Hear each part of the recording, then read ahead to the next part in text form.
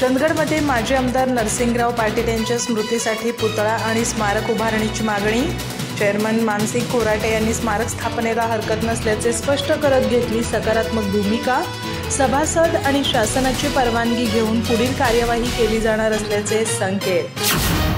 चंदगड तालुक्याच्या औद्योगिक आणि सहकारी विकासात मोलाचे योगदान देणारे माजी आमदार आणि नॅशनल हेवी इंजिनिअरिंग दिल्लीचे माजी अध्यक्ष नरसिंगराव पाटील यांच्या स्मृतीसाठी दौलत साखर कारखान्याच्या कार्यस्थळी पूर्णाकृती पुतळा आणि स्मारक उभारण्याची मागणी जोर धरू लागली आहे।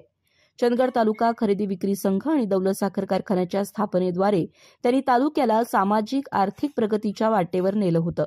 ही मागणी ज्येष्ठ सामाजिक कार्यकर्ते शामराव मुरकुटे, अॅडव्होकेट संतोष मळवीकर आणि M.N. तुपारे यांनी दौलत अथर्व साखर कारखान्याचे चेअरमन मानसिंग खोराटे यांच्याकडे निवेदनाद्वारे मांडली।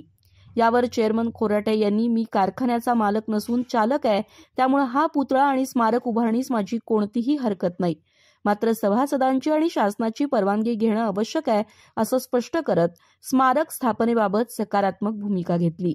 खोराटे यांनी नरसिंगराव पाटील यांच्या नेतृत्वात चंदगड आजरा परिसराचा विकास झाल्याचं नमूद करत त्यांच्या कार्याचा गौरव होणं आवश्यक असल्याचंही मत व्यक्त केलं।